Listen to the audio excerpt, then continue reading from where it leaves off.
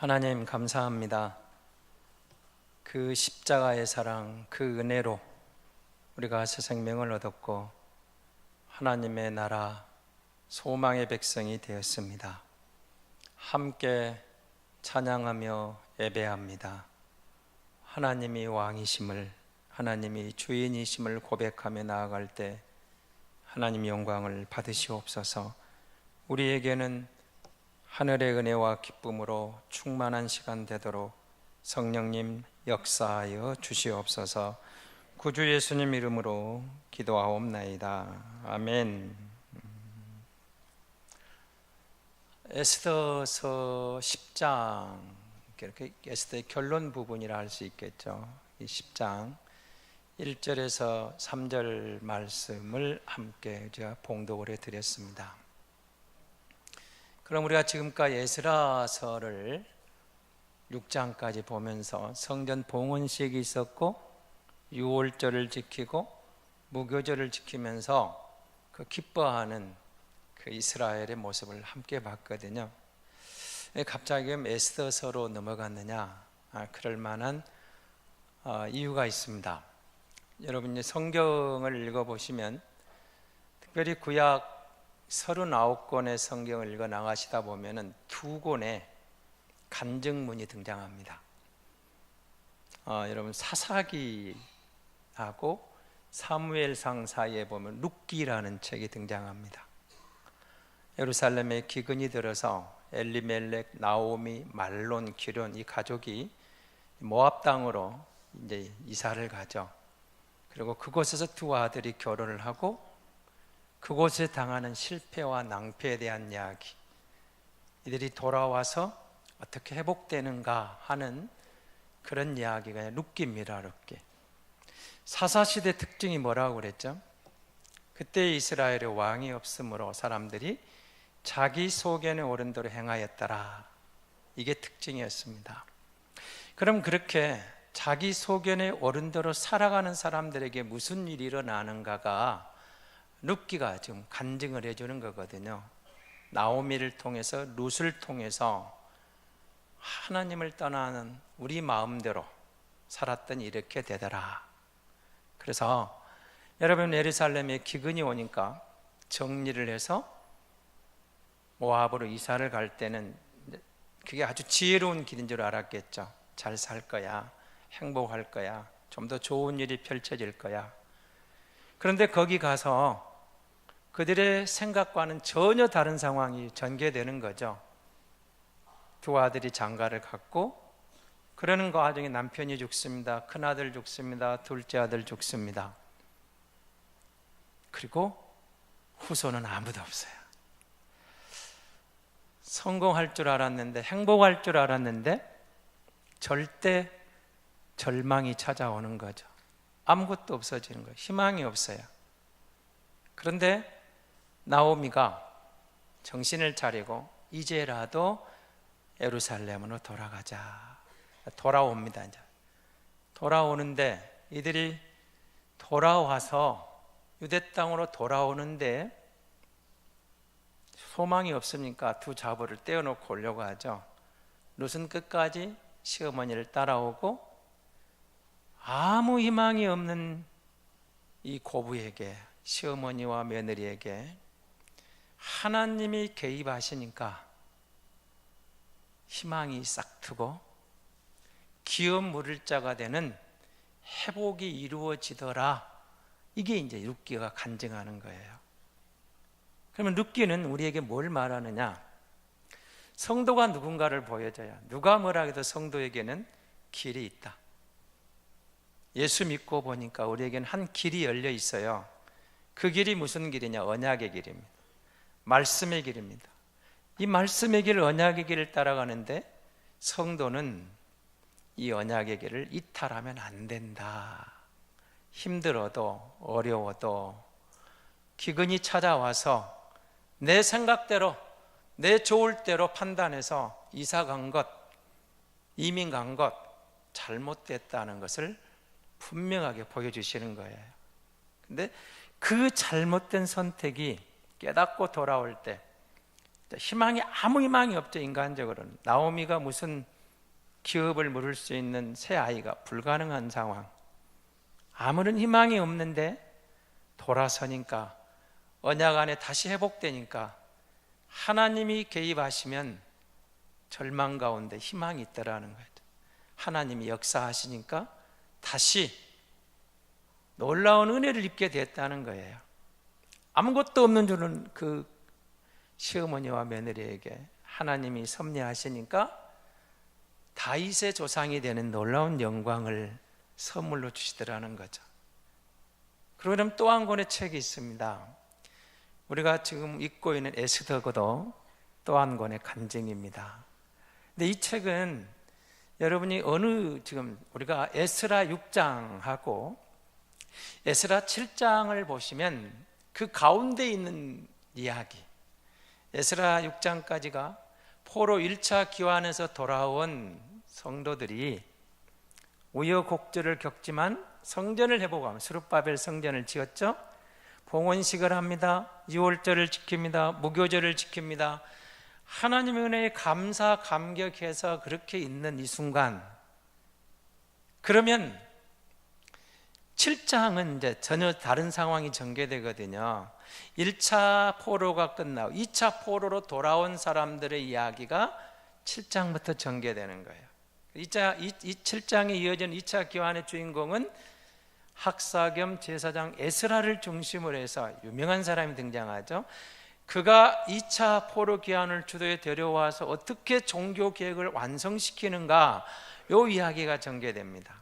그런데 그러면 1차 돌아온 이 백성들하고 2차 돌아오는 이 백성, 이 사이에 6장과 7장 사이에 그러면 이 돌아온 1차 기환자들에게는 이렇게 이런 일이 전개되고 있는데, 돌아오지 않고 그곳에 머물러 있는, 바벨론에 머물러 있는, 아수르 근교에 흩어져 있는 이 백성은 어떻게 살아가고 있는가, 그 이야기를 보여주는 게 에스더서 이야기입니다. 에스더서. 그러니까 에스라 6장을 읽어보시고 에스더서를 읽고 에스라 7장을 읽으면 순서적으로 정확하게 맞습니다. 네, 그럼 에스더 이야기는 뭘 말해주는 것 같습니까? 자, 1차로 돌아와서 약 5만 명 가까이 돌아왔죠. 5만 명 조금 안 됩니다. 돌아와서 정말 힘들어요. 어려워요. 돌아왔는데 성전도 짓고 뭔가 회복되고 있는데, 그럼 머물러 있는 그 백성은 어떤 상황이냐? 에스더를 통해서, 모르드게를 통해서 그 유대인들이 처해 있는 상황은 그들은 이렇게 살아가고 있다, 그런 이야기를 전개하고 있는 겁니다. 마치 여러분, 우리가 1945년 광복절 해방을 맞아서 얼마나 행복했어요. 외치죠? 그럼 해외에 나가 있는 모든 우리 동포들이 다 고국으로 돌아왔느냐? 아니죠. 많이 돌아왔지만 그냥 거기 눌러 앉은 분들도 많아요. 일본 같은 경우에도 지금까지 여러분 제1동포의 많은 분들이 2세 3세 이어가는 분들은 그냥 거기 주저앉은 분들의 후손들이에요. 그러니까 대부분 돌아오지만 남아있는 백성들도 많이 있었던 거죠. 왜요? 고국에 돌아가 봐야 뭐 별 살 집안도 없으니까, 여기 이미 터전이 탁혀 있으니까 그냥 살자, 주저앉은 거죠. 그걸 생각하면 조금 더 남아있는 백성들의 이야기를 여러분 이해가 될 것 같아요. 남아있는 이들에게 무슨 일이 전개되느냐? 아하수르 왕이 등장을 해요. 페르시아 왕이거든요. 근데 이 사람이, 여러분 세계사를 보시다 보면 3대 해전이라는 게 있어요. 세계. 그 중에 살라미스 해전이 나옵니다. 그 살라미스 해전 가운데 보면 이 아하수르가 지금 그리스 원정을 나서게 되는데, 군대 배도 훨씬 많았는데 살라미스 해전에서 완전 작살나 깨집니다. 깨져요. 대패하고 말아요. 그리스군에게. 돌아오게 되죠. 그리고 또 한 번의 미칼레, 이제 이건 육지입니다만 여기 또 한 번 전쟁에 패하게 돼요. 그러니까 이 아하수르 왕 시대의 페르시아가 영토 확장 정책을 쓰면서 막 전쟁을 해 나가는데 치명타를 2번 맞게 되는 거죠. 그러니까 여러분 1장에 그 등장하는 아하수르 왕이 방백들을 모아놓고 큰 잔치를 벌이잖아요. 그 잔치는 어떤 잔치였냐면, 전쟁에 지고 보니까 다시 심기일전해야 되겠다. 그래서 자기 신복들을 모아놓고 소위 말하는 관료들을 모아놓고 1호의 잔치를 벌이는데 조금 정신이 나간 것 같아요.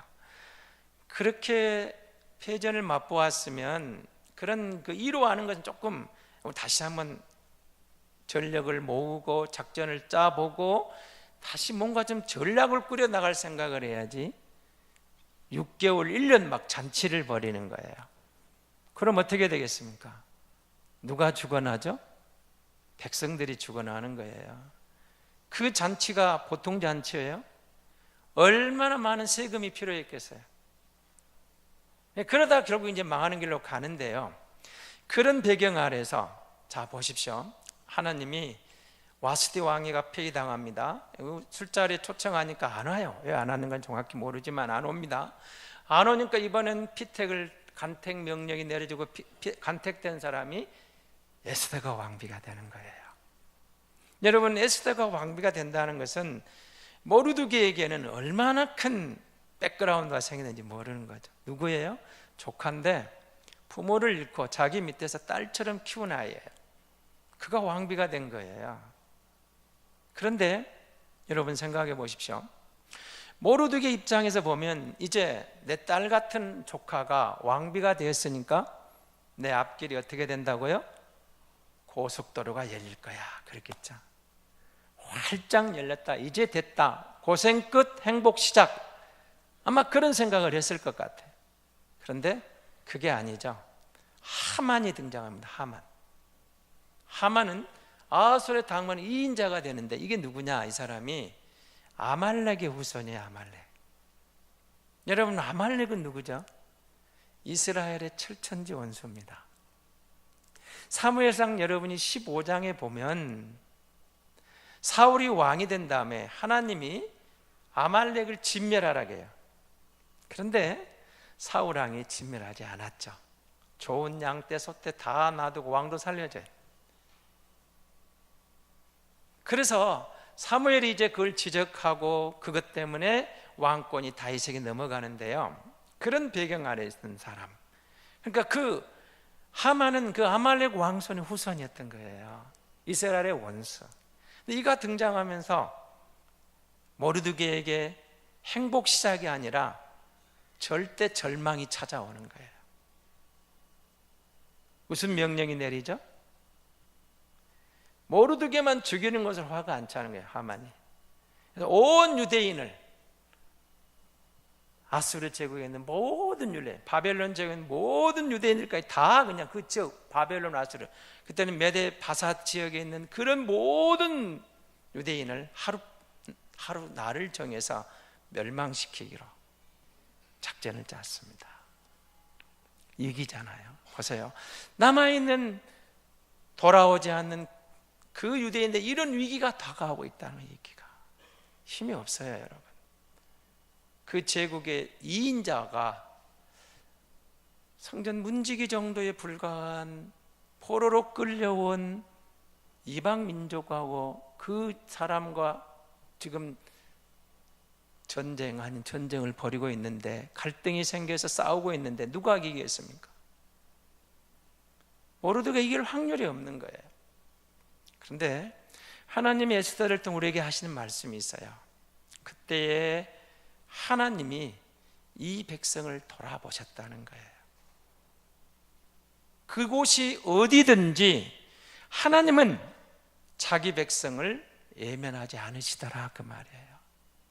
그러니까 하나님이 개입하기 시작하시니까, 여러분, 모르드게가 두 내시가 반영을 꾸미는 것을 보고 에스더에게 알리고, 에스더가 모르드게 이름으로 왕에게 알려요. 정말 반란이 이제 진압이 되죠. 그 내시가 죽어요. 이런데 여러분, 하만은 의기양양해가지고 모든 계획을 다 진행해 나갑니다. 그리고 자기 집에 장대를 높이 달아놓고 이제 모르드게를 죽이려는 왕의 사인을 받으러 들어오는데, 한번 보세요. 무슨 일이 일어나는가. 그날 밤에 왕이 잠이 안 와요. 잠이 안 오는데 뭘 해요? 뭐 다른 누가 와서 말똥 찾고 술 마시는 게 아니라 궁중일기를 읽어요. 근데 읽은데 또 거기에 뭐가 나와요? 모르드게 이야기가 나와요. 모르드게가 이게 우연인가요? 아니에요. 모르드게와 유대인에게 절대 위기가 찾아오는 절망적인 순간에 세상적으로는 길이 없고 희망이 없는데 하나님이 섭리하시며 하나님이 길을 열어 가시는데, 여러분, 반역을 도모한 사람을 고발했는데 상을 주지 않았어요. 그것도 이상하잖아요. 그래서 잠이 안 와요. 그날 밤에. 왜 하필 또 그날 밤 잠이 안 와요? 왜 또 공중 일기를 봐요? 그 많은 일기 중에 어쩌면 또 모르드게 이야기를 펼치게 됐냐 이거예요. 이게 하나님의 섭리인 거죠. 그러고 보십시오. 그 다음날 하만은 모르드게를 죽이기 위해서 궁전에 들어와요. 그런데 대역전이 일어나죠. 반전이 일어나요. 모르드게를 죽이려고 세우는 그 장대에 하만이 달려요. 모르드게가 구원받은 것뿐만 아니라 유대인이 구원을 받고, 오늘 본문은 뭐로 되어 있죠? 모르드게는 하만의 자리를 차지하게 돼요. 그 제국의 2인자가 되는 거예요.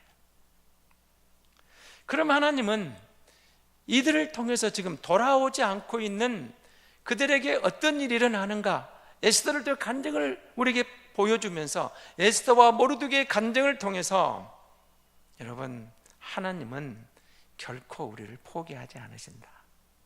우리를 예면하지 않으신다. 여러분, 이제 다니엘 기도에 오후 예배 때 그 깡여사 좀 소개를 하려고 합니다만은, 그 인형이지만 참 여러분 그 복화술 안재호 소장이 간증을 잘하죠. 근데 보십시오. 아무리 인형이 말을 잘하고 대단해도 손을 빼면은 생명 없는 인형이 불과해요. 그 안 소장님이 그러죠. 이 손을 빼면 아무것도 아닙니다. 이건 그냥 인형에 불과합니다. 그 강조하는 게 있어요. 여러분, 손이 보여요. 여러분 등 뒤에, 여러분 등 뒤에 하나님의 손이 있어요. 하나님의 손이 여러분을 붙잡고 있어요. 하나님은 함께하고 있어요. 그걸 강조하잖아요. 그걸 강조. 그러니까 보십시오. 1차 돌아온 사람들에 의해서는 성전도 지어지고 유월절을 지키고 무교절을 지키면서 뭔가 잔치가 이렇게 그럴때에 회복돼 가고 있는 과정에 아직 교회도 개혁이 중단돼요. 그럼 그 와중에 남아있는 사람들은 무슨 일이 일어나느냐? 여러분, 포로로 끌려와 흩어져 사는 이들에게 절대 권력을 가진 사람이 힘을 써서 억압하고 박해하면 대체할 길이 없어요. 보이는 데는, 세상적으로는 그 제국의 2인자에게 맞설 힘이 어디가 있어요? 길이 없어요. 그런데 모르드게의 기도도 있고 에스더의 죽으면 죽으리라는 순종도 있습니다마는, 헌신이 나갑니다마는, 하나님께서 자기 백성을 주시하고 계시더라. 하나님이 자기 백성을 포기하지 않으시더라. 하나님이 자기 백성을 돌아보시더라. 하나님이 자기 백성을 지켜주시더라. 내 백성은 나를 떠났을지라도 하나님은 결코 자기 백성을 버리시지 않더라. 그걸 말씀하시는 거예요. 그리고 하나님이 섭리하시니까 정말 이상한 방법으로, 생각지도 못한 방법, 왕의 꿈을 통해서, 왕의 잠 못 이루는 밤을 인해서 대역전이 일어나는 거예요. 대역전이. 모르드게와 유대인이 죽은 게 아니라 하만과 그 일당이 죽어나가요. 역전되리라. 여러분, 우리 가스펠성 그 복음성 중에 그런 반드시 역전되리라, 그런 많이 부르시죠? 반드시 역전되리라. 그것이 하나님께서 우리를 향한 에스더를 또 하시는 말씀이에요. 반드시 역전되리라. 누구에게요? 언약의 백성이 언약의 경로에서 이탈하지 않고 그 말씀 가운데 인내하고 약속하신 그분을 신뢰하면 하나님이 반드시 역전시키리라. 하나님이 반드시 개입하시리라. 하나님이 반드시 도와주시겠다. 하나님이 보고 계신다. 하나님이 주시하고 계신다. 하나님이 지켜주실 것이다. 하나님이 너와 함께한다, 하나님이 너희와 함께한다는 이 말씀을 에스더를 통해 우리가 분명하게 말씀하고 계시는 거죠. 그래서 여러분, 우리가 어떤 상황 속에서도 모르드게의 결심, 하만, 에스더의 결단 이런 것들이 등장합니다마는 하나님이 자기 백성을 포기하지 않으셨다는 것을 분명하게 보여주는 에스더서입니다. 그러면 이제 하나님은 이 약속들을 통해서 뭘 말씀하시는 거예요? 저와 여러분이 인생을 살면서, 지난주에 어떤 친구가 저한테 그런 말을 하더라고요. 힘들지 않은 인생이 어딨냐 그러더라고요. 그 말을 듣고 보니까 제가 동의하려다가 좀 동의를 안 할까 말까 고민을 좀 했는데, 어떻습니까? 여러분 인생은 힘들지 않습니까? 힘듭니까? 힘들 수도 있고 힘들지 않을 수도 있는데, 솔직히 말하면 항상 꽃길은 아니죠. 항상 꽃길은 아니에요. 여러분 보시, 은성교회 목사는 항상 꽃길을 걷고 있는 것 같습니까? 그렇지도 않습니다. 그렇지도 않아요. 누가 저보고 놀고 먹는다고 그러더라고요. 그래서 내가 전 놀고 먹는 줄, 그렇구나, 놀고 먹을 수도 있겠다, 그 생각도 했어요. 주님이 저하고 잘 놀자 그러시더라고요. 그래서 주님이 저하고 잘 놀자. 어떻습니까? 여러분은 내가 예수 믿고 나름대로 믿음으로 달려오고 있는데 좀 힘들다, 어렵다, 고난이다, 이해가 안 되는 순간들이 가끔 있죠. 있습니다. 왜 이럴까? 그때 주님이 에스더를 통해 말씀하시는 거예요.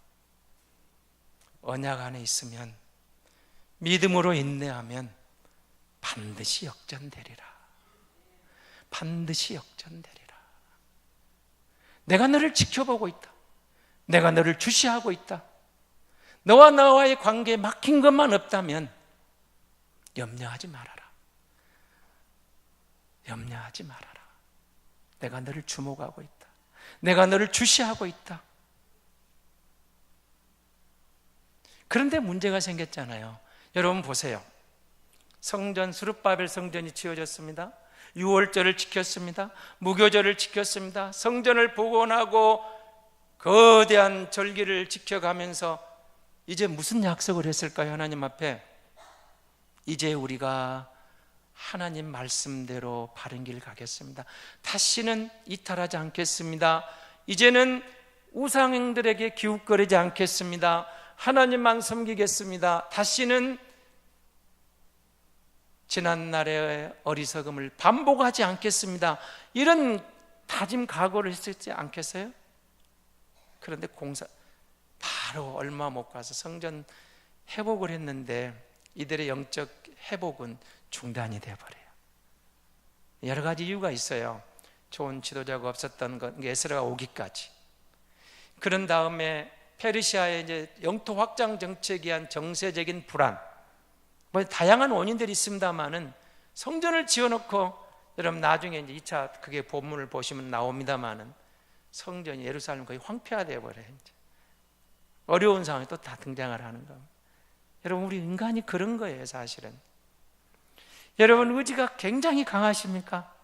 나는 의지가 굉장히 강하다. 한번 생각하면 그 변함이 없어. 지금 우리 아이들은 어쩐가 모르겠으면, 제가 이제 중고등부 지도할 때는 수련회를 하면 꼭 마지막 날은 캠프파이였습니다. 지금은 캠프파이 별로 안 하죠. 저희 때는 수련회 마지막 날은 한결같이 캠프파이였어요. 그러면요, 여러분 그 캠프파이어 때 이 중고등부 아이들이요 눈물 콧물 다 쏟아요. 통회하고 자복하고 막 그럼 그 장면을 지켜보면 무슨 생각이 드냐 하면, 이야, 우리 중고등부 이제 달라졌다. 야, 막 천지개벽이 일어날 것 같아. 이 아이들이 그럼 학교를 다 들고 와볼 것 같아.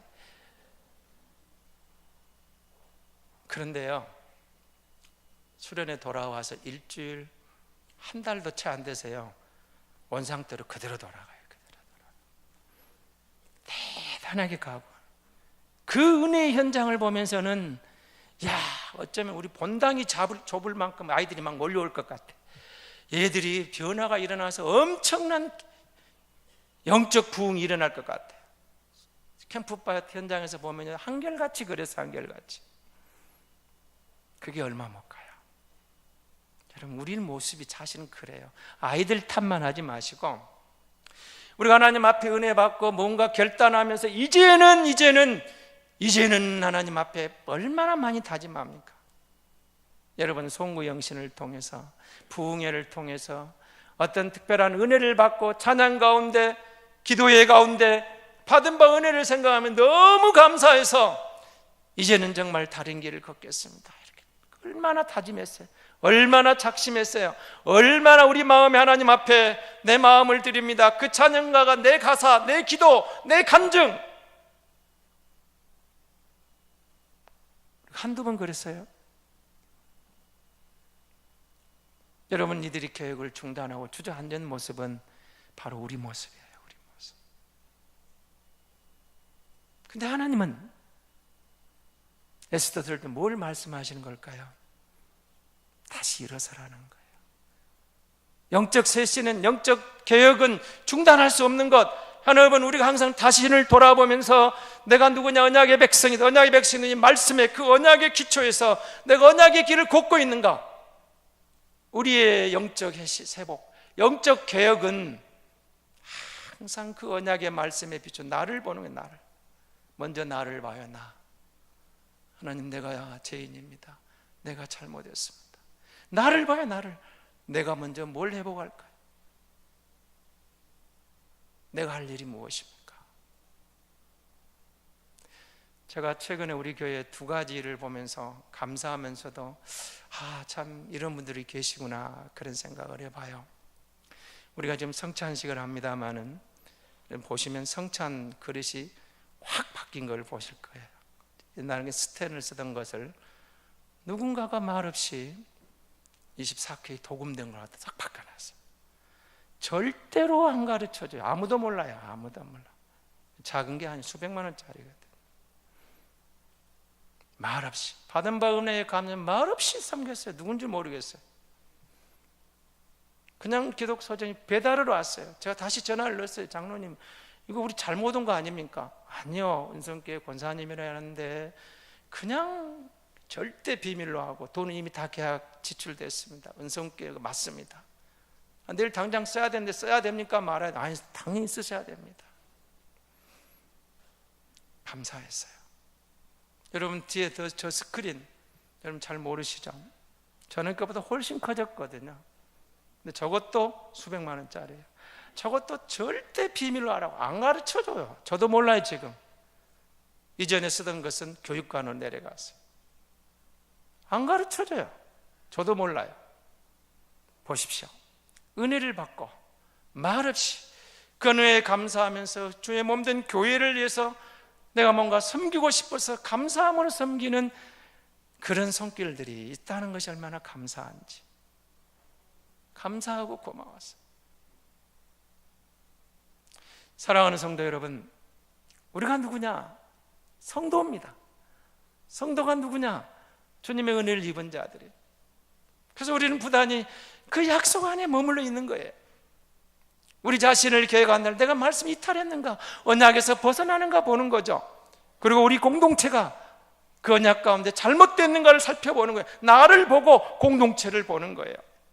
이 시대에 성도로 산다는 내 역할은 무엇일까? 이 성도의 성도로 산다는 교회의 역할은 무엇일까? 이 시대에 하나님이 원하시는 그리스도인은 누구의 어떤 모습일까? 언약의 말씀으로 늘 자신을 돌아보면서 우리 공동체를 비춰보면서 부족하지만 무릎으로 주님이 말씀하신 그 언약의 길을 걷겠습니다. 하나님 도와주세요. 도와주지 않으면 안 돼요. 주님의 손을 떼시면 안 돼요. 주님 손을 멈추지 말아주세요. 주님 손을 얹어주세요. 붙잡아 주세요. 주님이 도와주지 않으면 안 되는 거예요. 내 지혜가 아니에요. 내 능력이 아니에요. 내 지위가 아니에요. 내 어떤 지식이 아니에요. 내 경험이 아니에요. 하나님의 은혜가 아니면 안 됩니다. 하나님 손길을 떼시면 안 돼요. 아무것도 내게 잘할 게 없는데 주님 손을 얹어주세요. 붙잡아 주셔야 돼요. 주님이 하셔야 돼요. 그렇게 보니까 뭐가 나와요? 언약 안에서 하나님의 말씀이 내 안에 들어와요. 하나님의 마음이 내게 읽혀져요. 나를 먼저 처복종시키는 거예요.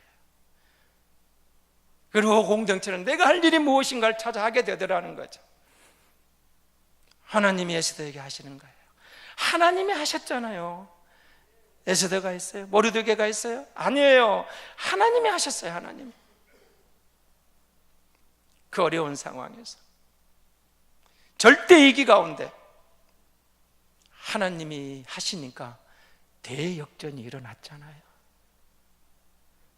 사랑하는 성도 여러분, 이 시대 교회를 향한, 성도를 향한 하나님의 시야는 멈추지 않았어요. 여전히 교회를 주목하고 계시고, 여전히 우리를 주목하고 계시고, 우리를 보고 계세요. 그리고 우리가 그 언약 안에 나를 회복하면 하나님이 나를 통해서, 우리를 통해서 위대한 역사를 이루시고 대반전의 역사를 써주실 줄로 믿습니다. 이 시간 말씀을 생각하면 잠깐만 우리 자신을 함께 기도합시다. 하나님, 이제 컨설팅 결과 전략도 나옵니다. 하나님, 나는 누구입니까? 우리 교회는 어떤 일을 해야 됩니까?